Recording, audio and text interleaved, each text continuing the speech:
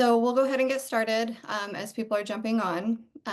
So welcome everyone to our informational webinar on Texas HB 37, also known as Everly's Law, and the standardization of time with the baby after death. So I want to start with a couple of important disclaimers. Cuddlecott did not participate in the creation or implementation of Everly's Law. The purpose of this webinar is to share our interpretation and provide a general overview of the legislation for informational purposes only. Please note that Cuddlecott does not enforce or oversee the implementation of this law. The views and opinions here are only those of our presenters, and they don't reflect the official stance of the Texas Department of State Health Services. So for any official inquiries, we ask that you do email perinatal bereavement at dshs.texas.gov. We would also like to acknowledge and express our gratitude this morning to Representative Mihaela Plesa and her team for their leadership in passing Everly's Law. Their dedication to this law has been instrumental in making a difference to all bereaved families. So thank you all for joining us again today. We'll be sharing lots of valuable insights and practical guidance throughout this session. We do have a great lineup this morning of speakers to guide us through this important topic. First, we have Dr. Kristen and Willis Kahn, the founders of the Penny May Project. They will provide a heartfelt perspective from Texas families on the quality of bereavement care and its positive impact. After their talk, they'll be available for questions in the chat, so you can feel free to engage with them. After that, we will have Dr. Tiffany Stafford. Dr. Stafford is a neonatologist from Texas Children's Hospital who will be sharing insights on the clinical impact of bereavement care for hospitals and care teams. We'll also hear from Anna Noto, the co-founder of MOHA, who will discuss practical ways to enhance bereavement programs. Lindsay and I will present the available support and resources that we offer to further assist your understanding and implementation. And finally, we'll discuss a brief overview of the legislative context of HB 37, and we'll explore resources and evidence training designed to enhance compassionate bereavement care. So we want to make sure that this agenda is designed to provide you both practical and heartfelt guidance and stories, and emphasizes the importance of the compassionate care that you will be providing. Today, we're addressing a significant challenge in the realm of bereavement care. Right now, there are no national standards for bereavement care, and families' experiences vary widely depending on the hospital's priorities and the individual nurse's training or available resources. This inconsistency leaves both families and caregivers without the important support that they need during one of life's most heartbreaking moments. Now, before the passage of Everly's Law, parents in Texas didn't have legal protection for these precious moments with their baby. The lack of consistency and support can deeply affect not only the healing process for bereaved families, but also the emotional well-being of the clinical staff involved, as well as the hospital's reputation. As Hannah Fox, Director of Nursing at Banner Health, wisely said, in the face of loss, we can't change the outcome, but we can change the experience. Hannah's words highlight the critical need for compassionate, standardized care during such traumatic experiences. Our discussion will explore how Everly's Law ensures a standard of care for these inconsistencies and sets a new benchmark for bereavement care. In May of 2025, Texas took a significant step forward by passing House Bill 37, also known as Everly's Law. And this isn't just a policy, it's a heartfelt promise to the families in Texas. Everly's Law began with something as simple and as powerful as a knock on the door. Representative Mihaela Plesa not only answered that knock, but listened to Everly's mom, and from there, meaningful change has begun to take root. The creation of the Perinatal Bereavement Care Initiative marks a new standard for supporting parents during the unthinkable loss of a baby. This legislation is a testament to resilience and advocacy, born out of the heartbreak and hope, and ensuring that every family receives compassionate care during their most vulnerable moments. As Representative Mihaela Plesa said, Texas is going to be leading the nation in this golden standard of care. This is a new chapter for bereavement care in the U.S., with Texas setting an example that we hope will be followed nationwide. Katie and Tyler Tallman are the heart and soul behind Everly's Law. I want to begin by sharing Katie's heartfelt message. She says, Everly's Law is a message to families that says we see you, we support you, your child mattered, existed, and will not be forgotten. Katie and Tyler, through their personal tragedy, have ignited a movement that improves emotional outcomes and reduces traumatic grief for countless families. It's not just about changing policies, it's about elevating the standards of care in hospitals for those experiencing stillbirth and infant loss. Inspired by their daughter, Everly Tolman, this legislation is a testament to the power of advocacy born from personal pain. It ensures that grieving families receive the support they so desperately need during their darkest times. So Everly's Law, or House Bill 37 in Texas, has a couple of components. It encourages hospitals to standardize their bereavement care. Again, at this time prior to the law, there is no standard of bereavement care. First, it grants parents the legal right to access perinatal bereavement devices if the hospital has them available.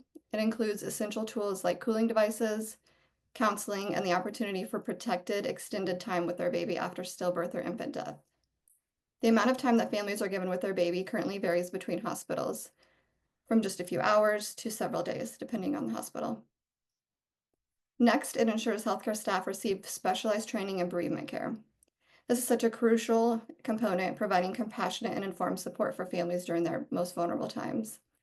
This important training is often not covered in nursing schools. Finally, funding is allocated to hospitals based on maternal level, designation, and need, ensuring that resources are directed where they're needed the most. Again, this legislation is not just about policy, it's about recognizing and honoring every family's experience and ensuring they receive the support they deserve. So the Doctors Con are practicing emergency physicians and founders of the Penny May Project, which is a nonprofit organization focused on improving perinatal experience and the well-being after stillbirth and infant death. They founded the Penny May Project in 2019 after the first full-term loss of their daughter, Penny May. The Penny May Project has collaborated with FlexMort since 2019, placing cuddle cots in numerous hospitals nationwide. Thank you, Dr. Khan, so much for joining us. I will. Sure. Thank you for allowing me to come tell our story and give a little impact statement, if you will, as to what our own experience with the cuddle cot has meant. So yes, my wife got called in for a shift overnight, unfortunately, and she is not up for it this morning. So I'll be taking the helm here for her. But yes, we're emergency physicians, so hospitals and death, unfortunately, for better or for worse, are not unfamiliar to us. But everything's very different when you're on the patient side, and we, unfortunately, were on the patient side for the use of the cuddle cot, and it has had an incredible impact on our lives. So I'll just take you through what our experience looked like and make a couple comments on how I think that's been changed by the use of the cuddle cot. So it all started on a normal day. Full term, 39 weeks, we were going in for our last obstetrics check to get cleared for a good delivery, and I think we were scheduling an induction actually. Everything looked great. Baby was perfectly normal. Everything was as expected. 2 thumbs up from the obstetrician. So the rest of the day, my wife and I took her begrudgingly looking at minivans, and so a normal day. That evening, she mentioned that she wasn't getting her kick counts, and she had lost her kicks for quite some time, which was very atypical. So asked her to go get checked at the hospital, if nothing else, to reassure her that everything was normal, knowing in your gut that something's not quite right. She went in and got checked, and of course, at that point, they said, baby has died. So at that point, there's a lot of thoughts and emotions, but there also is action that needs to be taken. So there's an entire task list and an entire world that's crashing down on you all at once. So she delivered overnight, which in itself is quite the daunting experience, having to deliver a dead child at full term. But during that experience, we were given the opportunity to use a cuddle cot, which we had never heard of before. We were at Brooke Army Medical Center, and it just so happened that a previous couple knew ahead of time that they were having a child that wouldn't last long. It was some sort of physical or genetic anomaly, and they knew that they were going to have very limited time with their child. So they had used a cuddle cot, and after their use, they donated it to the hospital. Otherwise, it would not have been there, and we feel so lucky that it was. But we were introduced to this concept, and in all reality, it sounded very morbid at first. Do you want to spend time with your dead child? And I'm going to speak kind of crudely because this is how it feels at the time. Uh, would you want to spend time with your dead child after birth? And as morbid as it sounds, we knew that you only get one shot. You get one chance to spend time with your child. After that, it's gone. So we said, yes, absolutely. Let's try it and see how it goes. And we can always stick with it or pull back if we find that it's just not right for us. So delivery overnight led to some quiet time with my wife and I and Penny May, just getting to start to sort through those feelings and make sense of the situation, which is not going to happen that quickly. But we were able to spend some time, the three of us, which was absolutely incredible. The next thing we needed to do was introduce our children. We had two boys, ages 3 and 6 at the time. We've always been extremely upfront, matter of fact, and treated our kids with maturity beyond their ages. And this was no different. We felt that they knew they were supposed to have a little sister. It was completely appropriate to tell them what had happened and also allow them to come in if they wanted to meet the sister that they were supposed to have. So they chose to. We brought them in and they spent the rest of that day with us and Penny May. And to be honest, I learned so much about my children that day. You would think that it's the adults supporting the children in this situation. And in fact, it was the inverse. Our 3-year-old and 6-year-old were far more supportive of us in guiding us through that situation with that childlike wonder and childlike sense of worldview than we were as adults, allowing all of the weight and negativity to just weigh us down. That in itself was absolutely mind altering, life altering to see that. The next thing was to tell family. Now, my wife and I were at Brooke Army Medical Center because we were military transplants to San Antonio. We have no family here. My family is in the Midwest. Her family was deployed overseas. So we are kind of on an island other than some friends we had. I called my family and said, if you have the interest and willingness, you can come down. You have the opportunity to meet Penny May. And without hesitation, my brother and his entire family and my mom and dad hopped on a plane and they were here within 24 hours. So they were able to come in and visit with our entire family. They were able to come hold Penny May. They were able to get pictures. They were able to be a part of that story now. Friends, at the same time, we had friends come in. Varying levels of coping with friends. Some wanted to be very much a part of it. Others wanted to sit in the corner in support, dealing with their own emotions. But all of this builds out a story and a legacy as it goes on. Next thing was photography.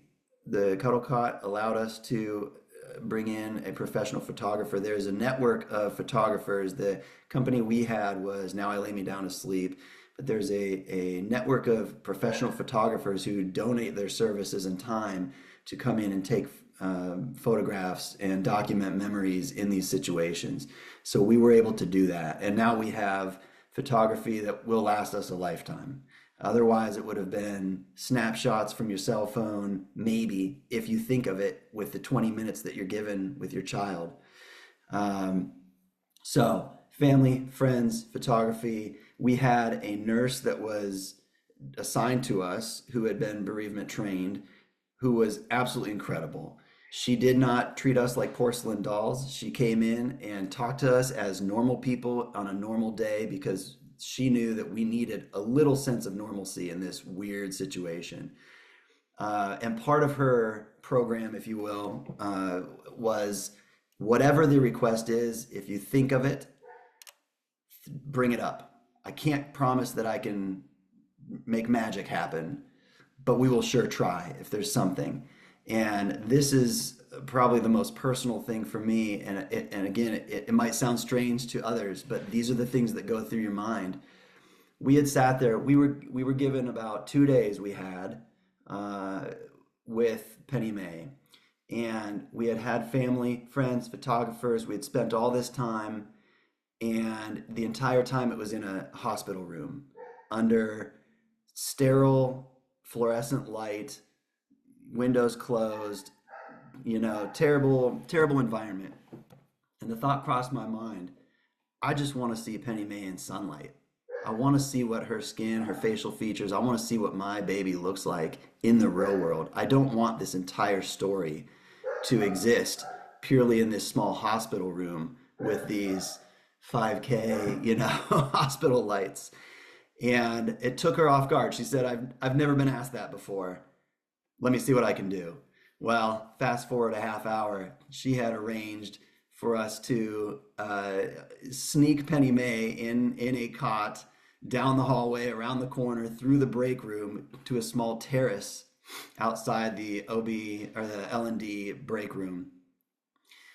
We stood out there in this 6 by 6 little brick platform on the fourth floor of this hospital for about 3 minutes, 5 minutes maybe at max, just looking at her. And she looked completely different in that light. And I will just never forget how that memory will last me a lifetime. So I contrast that with, unfortunately, my brother who lost a 9-month-old to SIDS, and he was called to the hospital and told, your son has died. You have about 20 minutes, and then your son's going to the morgue. And that was it. He did not have time. He didn't have time to process feelings, to activate his support system. He didn't have any time. It's, here's a devastating situation, deal with it. Your life is now different. What an incredible, unfortunately, incredibly horrible distinction there, in that situation exists when something like the cuddle cot is there to change the way that experience happens. Now, so fetal demise, infant death, devastating experience. Whether it's time to, like I said, sort through feelings, gather your support system, form those memories, take photographs that will continue as reminders, the cuddle cot is what has made that possible for us. Calling back to the quote on one of the previous slides, you can't change the outcome, but you can change the experience.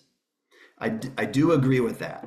Although I will go one further and say that by changing the experience, you are changing outcomes. You're not going to bring a dead baby back to life, period. That is a fact. But you can change what the future looks like for the parents and family and friends that are left in the wake of that situation. By changing that experience and bringing people into the future on a somewhat positive footing, you might be changing outcomes in a marriage, a job, somebody's mental and physical well-being. You might very well be saving their life from their own suicide by using these devices and bringing these programs to the bedside. So I think the cuddle cot just gives you the potential to create a positive framework on which to hang this horribly negative situation that can set you off in a positive direction indefinitely. What for us, again, comparing to family members' experiences like my brother, what could have been just a devastating, horrible instance turned into a story and a legacy instead. Um, I'll leave it at that.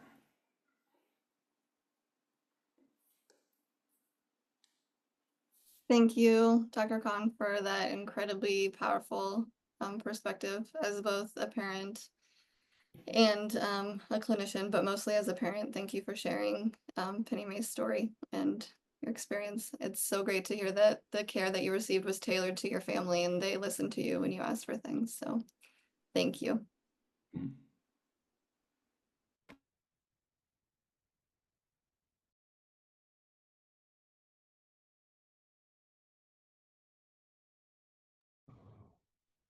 Okay, so I'm going to just briefly talk. I'm Dr. Stafford. I'm one of the neonatologists at Baylor College of Medicine. So we work with Texas Children's, and I actually run one of the community hospitals here. And so I just wanted to kind of briefly go over how we created our program to impact our families. So I'm a neonatologist, so I don't deal with fetal demise every day.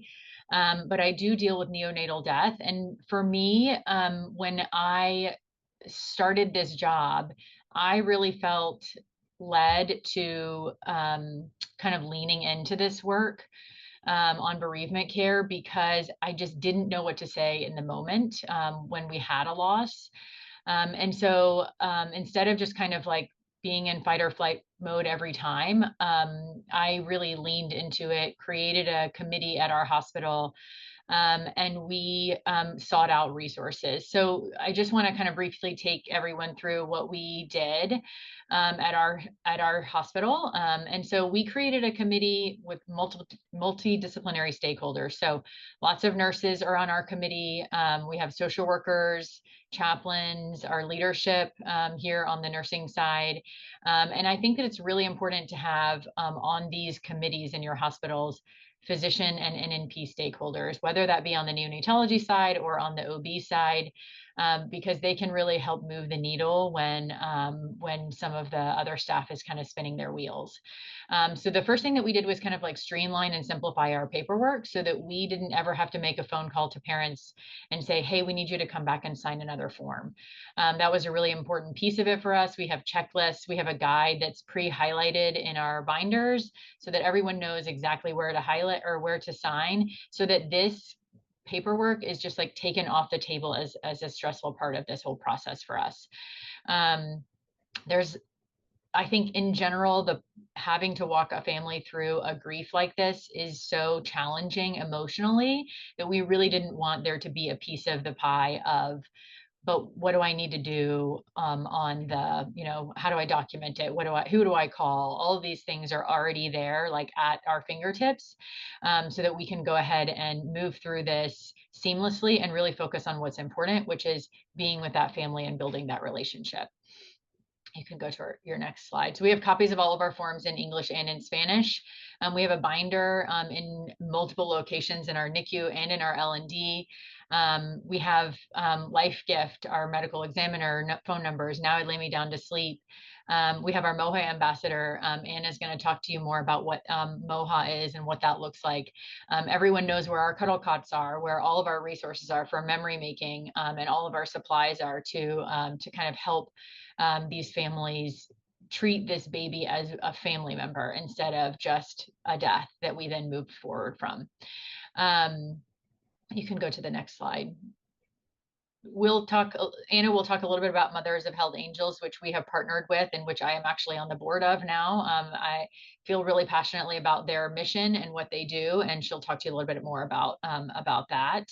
So we can go to the next slide. This is the resources that they have that we have in addition to what MOHA adds and what we already have through some of our other support sources. So our team specifically went and got extra training through a national program called Resolve Through Sharing. And I broke apart the education into a 4-part series for our staff. And really the focus is building a relationship. So the most important thing for us is to help the family build a relationship with that baby.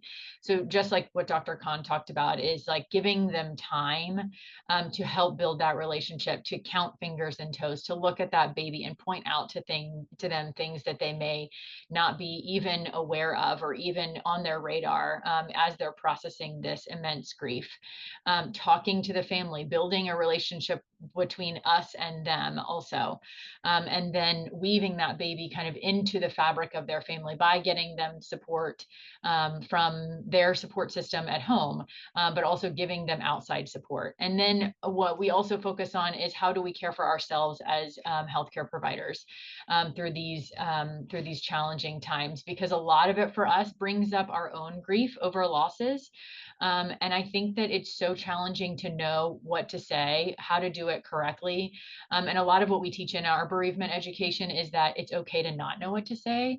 And the most important thing is to just say, hey, I don't know if we can do that. I don't know if we can get you outside, but let me work on that. And those are things to just be open to helping these families process these emotions in whatever way that we can. And as we go through those things, it helps us process our own emotions about loss. And I think that bereavement education in general, and what we try to focus on is that building the relationship with our patients is not something that we only do in bereavement, but bereavement education has informed the way that I care of all of my patients. And so we really believe that bereavement care is healthcare at our hospital, and we really lean into building those bonds. And I think that if you have a loss on your unit and you're dealing with it as a staff and you're helping that family walk through it, it bonds you as a team. And so that every situation that's hard, you're leaning on each other, and that makes it all the moral injury that we deal with in healthcare a little bit easier. So that's how we built our program. Yeah, that's just wanted to talk about that. And CuddleCut is a big part of what we do, giving those families more time. And we're just so appreciative of their, reaching out and kind of partnering with our hospitals and wanting to be more involved with the process, which I think is just such a beautiful piece of their whole program and mission. Dr. Stafford, thank you so much for that insight. We were able to meet with Dr. Stafford in Houston with the MOHA training last month, which was wonderful. So we appreciate all that you're doing, especially hearing from 2 doctors here as well. We usually are working with nurses, and so it's really impactful to see doctors stepping up as well, setting the standard for us. And then also just to touch upon what you said with the resources. So obviously Anna's going to speak to us about MOHA that's specific in Houston with hospitals they have. Outside of that, we also work with so many loss groups across the US. They may not be located in Texas, but they are certainly willing and able to help. So if you scan there, we'll also have this presentation available after the fact and sent out, and you can go to cuddlecot.com. So one, we have not only our loss groups, so if you're looking for memory making or boxes and therapy and so forth, a lot of groups are focused on also the 4th trimester when you go home, getting support with dads, groups to speak with and so forth, grandparents, books, and obviously financial aid. We see a lot of funeral homes where people are not able to go pick up the ashes of their child and have a funeral. So we have a lot of groups we know across the US that are able to support that. And then also we offer bereavement modules for our nurses. These are all free. You get a certificate. So if you're looking for language communication, how to talk to the patient and so forth, these are on there. You can do them at your own time. They're not time consuming. So please look through our resources. And also, if you have any suggestions, you can email us. If there are topics that we're missing, we're open to that. We have a midwife we work with in the UK that's tailored these specifically to the US. And also, We have checklists. A lot of people are thinking they have to start from scratch when they get a cuddle cot or are putting together a bereavement program, and we're working on that. So if you want to reach out to us, we have many hospitals that have provided their checklists, like we just saw with Dr. Stafford, of protocols to go through, binders they've created, and then obviously Anna will go into more detail what they do at MOHA for those checklists for families and so forth. So now here are some specific ones you can see. Again, most of these are in Texas, a few are not. And then on our website, it's quite extensive. So you can go in there and see what your need is. And also families can go on there. Our website is not just for nurses and for doctors. We encourage families to go on there and see testimonials. What is the cuddle cot? Why did someone take photographs? What's memory making? You know, it's a very daunting conversation. Danielle and I personally use cuddle cots. We've been there as well. So we try to understand from not only the nurse perspective, but from the family perspective, the education process that has to take place in a very short time period for these families to try to not only grasp what's happened, but also what you're talking about and just having choices and making sure you ask, numerous times about things. Sometimes patients have come out of medication, they are in shock, they don't know what you're talking about. And sometimes you may need to offer some of these resources several times or let them know our website's there and circle back when they're ready. Some of these patients may not be ready, to look at these resources, for days or weeks or months. So now we have Anna Noto from MOHA. MOHA stands for Mothers of Held Angels. It's founded by 3 lost moms, and I'll let Anna go into a little bit more detail about her story and the impactful work that she's doing in Houston with her team.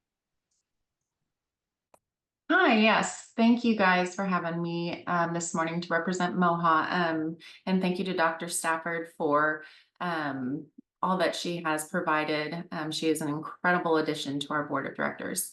I'll go into my story for just a bit. My loss was also in 2019. My daughter Lillian Bell was 37 weeks and 5 days for her gestational age. I went in similar to Dr. Khan. I went in with decreased fetal movement and found out in the hospital that Lillian had died. I am not healthcare by trade. I'm actually a teacher by trade. And I say this because I'm coming from a lay person's perspective. And I think that has given our organization a bit of an idea of how we can set a standard of care that can reach all walks of life. But I walked into this hospital with my own reality of what having a baby should look like. And Lillian was my 4th. So my reality was so shifted within a matter of seconds of what a hospital room should provide for myself when I'm giving birth to a daughter who's no longer living. And my experience was, I always say it was a beautiful experience for what I was living through. So I had a nurse who was also very, very trained in bereavement care. She was my nurse for all 4 days.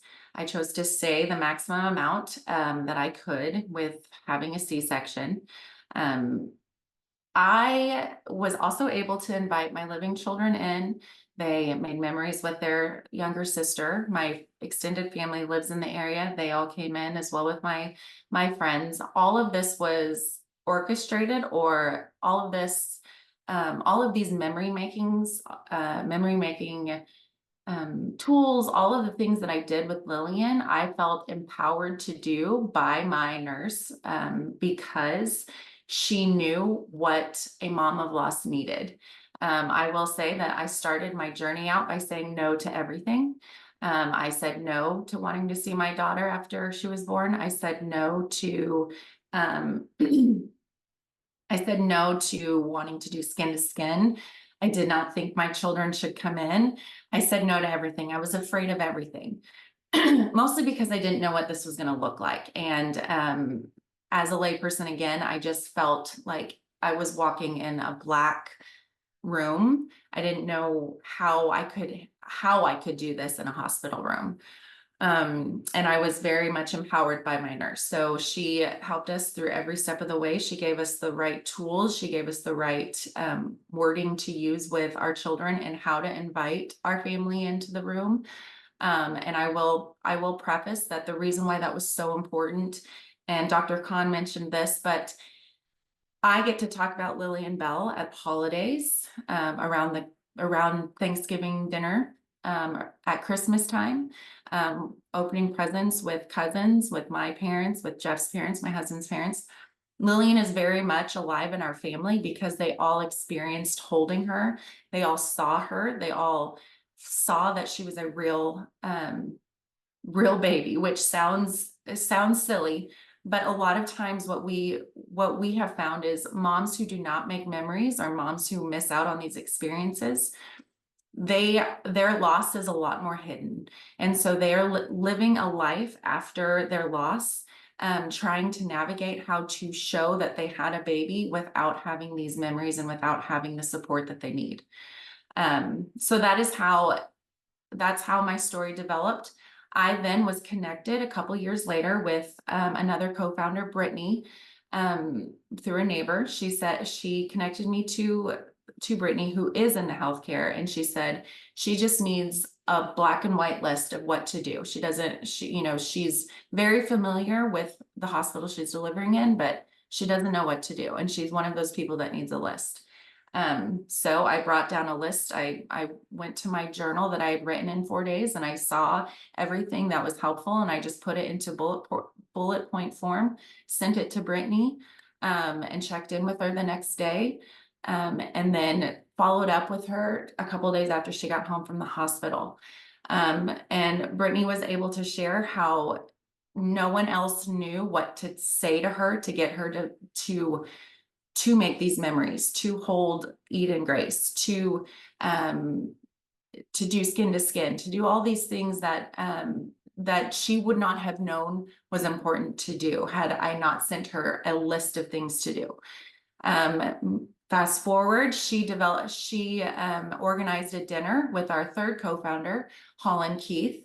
Holland delivered in the Med Center of Houston, so you would think is the mecca of care. She delivered on a Friday night. Now, her son Carter was born and then passed away a couple hours after he was born. However, Holland experienced a crash C-section. So when she woke up, Carter had already passed. Her mom was able to hold Carter while he was passing, but she did not get to say goodbye. She was given she was told by her nurse, you can say goodbye, but we'll eventually have to take Carter to the morgue. Unfortunately, Holland only spent 2 hours saying goodbye to Carter. She did not realize that she could have just kept him in the room. She did not realize all the options that were available to her.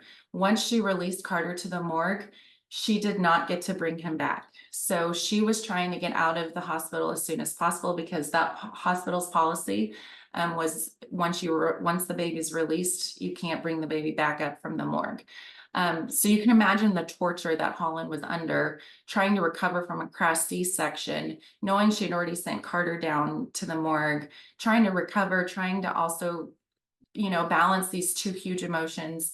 It was absolute torture for Holland. So we got together for dinner and we shared our stories, and we were shocked that we're all in the Houston area.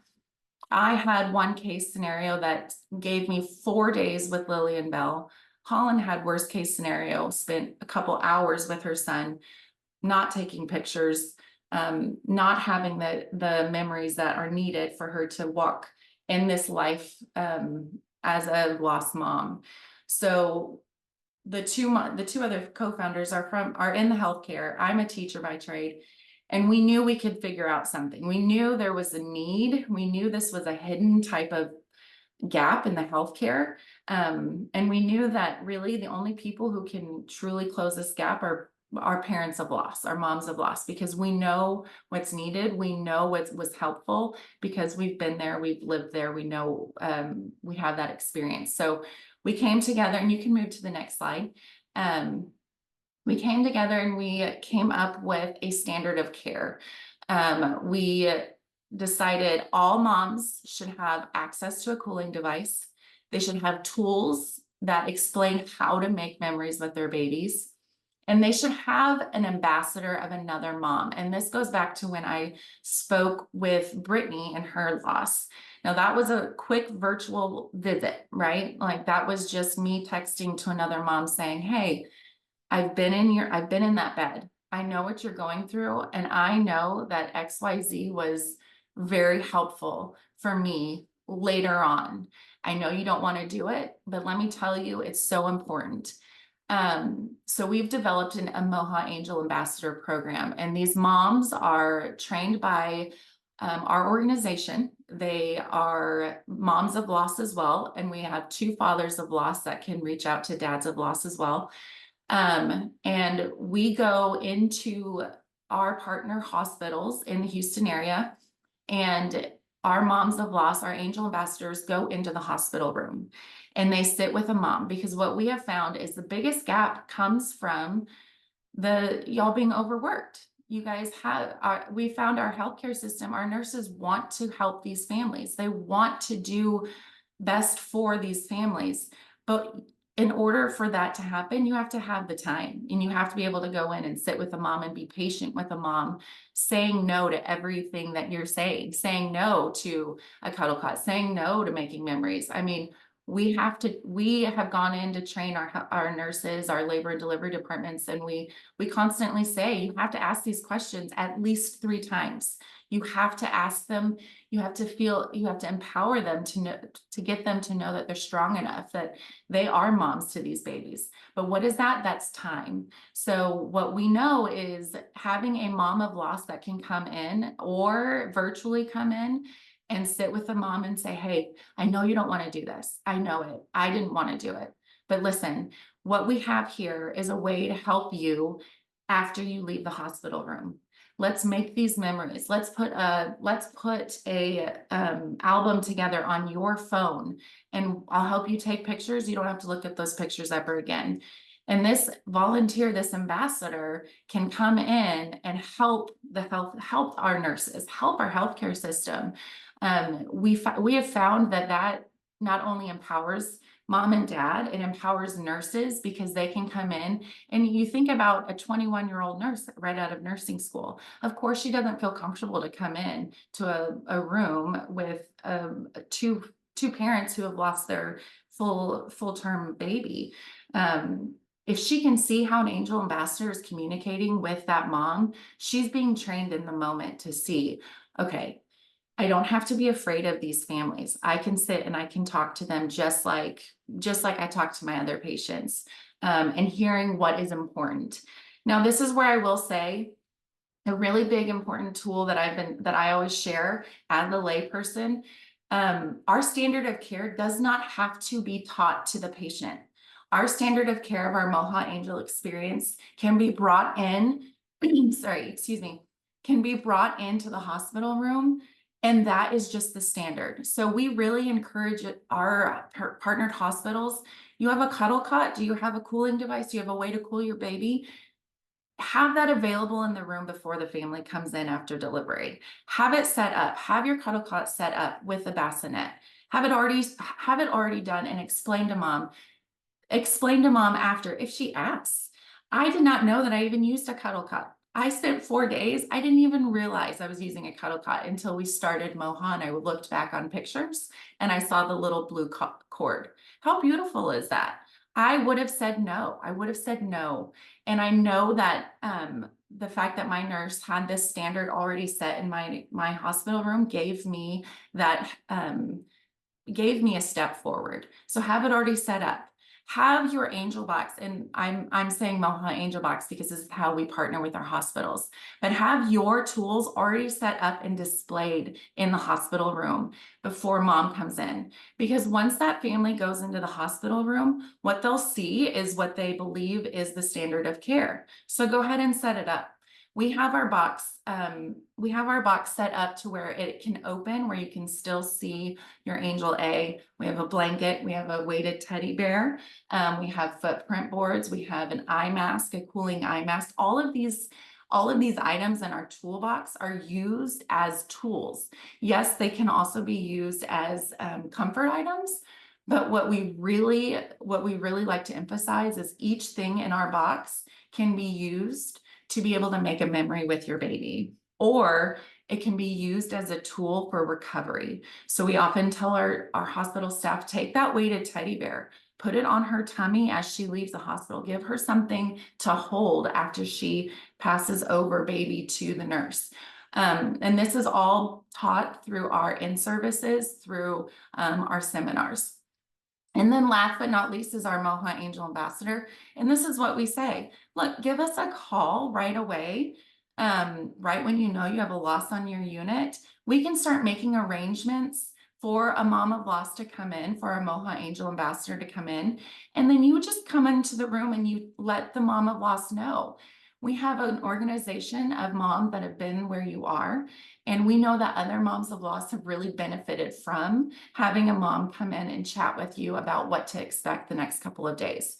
I'll guarantee you that mom will probably say no that first time you ask, that second time you ask. But by that third time, when you say, I'm just letting you know one more time, this mom is ready to come in whenever you're ready, that mom is grasping to talk to someone.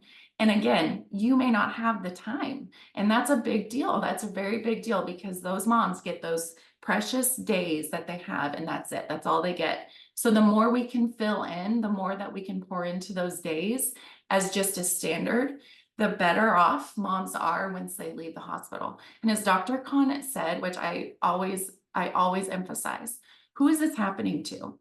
It does not discriminate.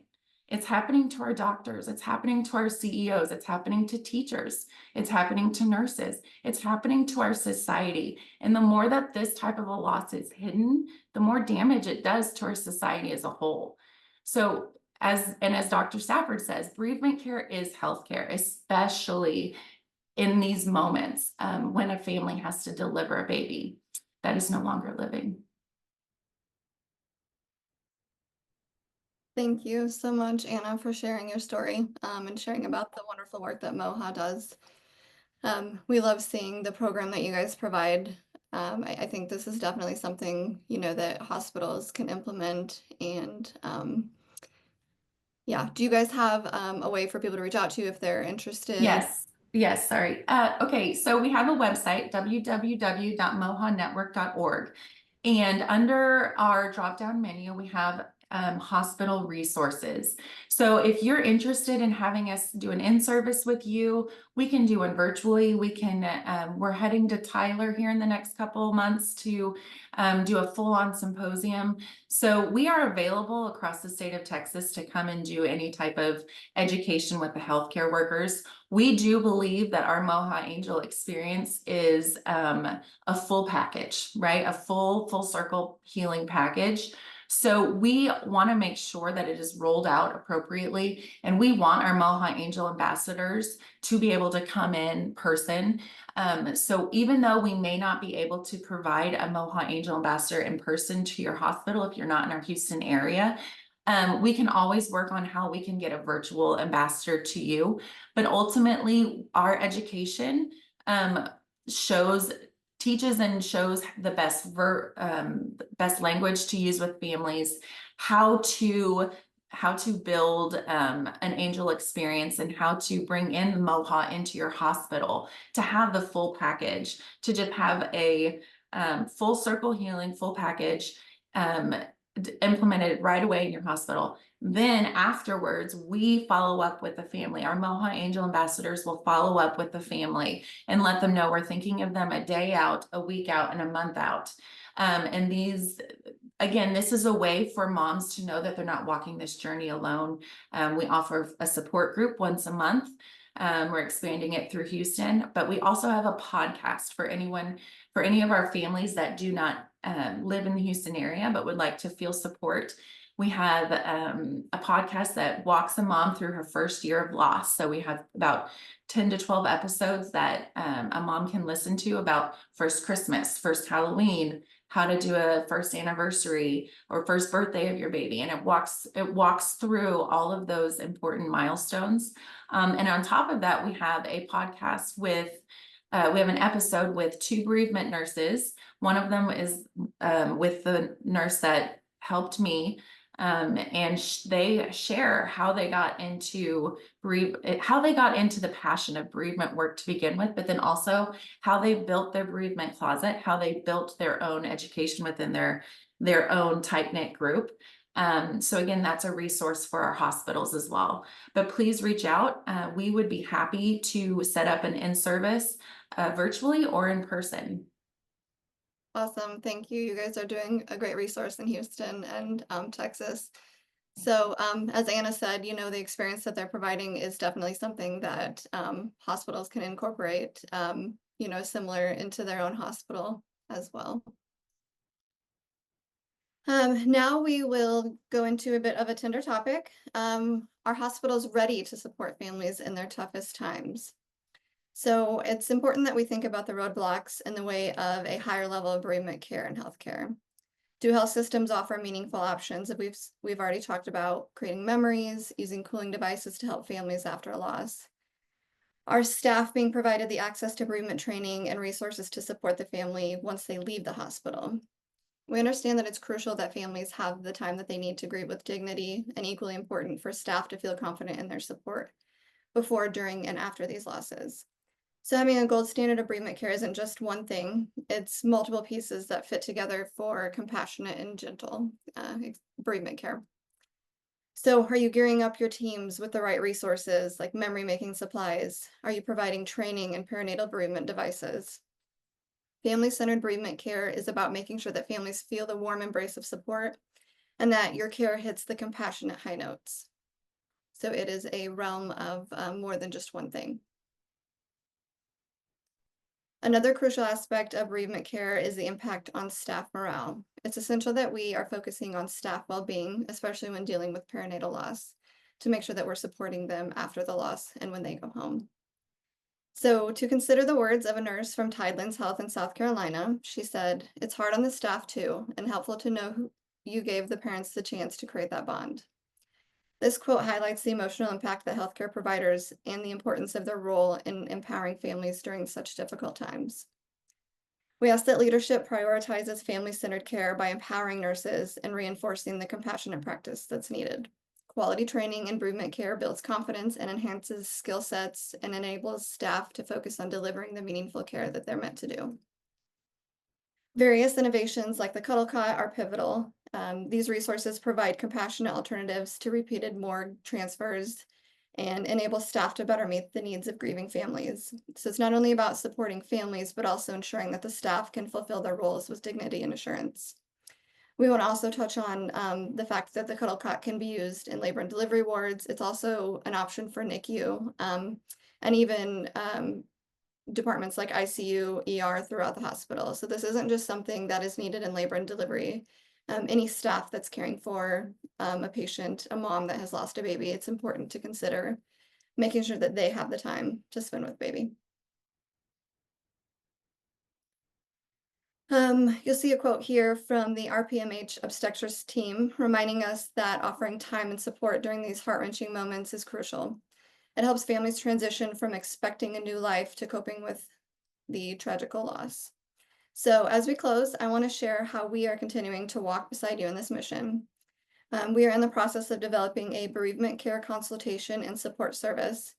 This is being created to help hospitals strengthen and expand your bereavement programs. It will be completely free, as we feel every family deserves gentle, compassionate care, and every nurse deserves the tools to provide it. So our goal is to go beyond cooling and make sure that we are helping to create a meaningful healing experience for every family in every moment of care. If you'd like to stay connected or be among one of the first hospitals we support with this initiative, we ask that you reach out to us at usainfo@cuddlecot.com. I do want to say thank you again to Representative Mihaela Plesa for her leadership in making Everly's Law possible, and to Katie and Tyler Tallman for sharing Everly's story and courageously providing it to the state of Texas. If you do have any official questions about the bill or its implementation, again, please reach out to the Texas Department of State and Health Services, and that can be email to perinatalbereavement@dshs.texas.gov. Thank you all for being here and for the heart that you bring to bereavement work to your patients every single day. We will be sending out a recording of this webinar and have the opportunity to go over Q&A within the email. Thanks, everyone.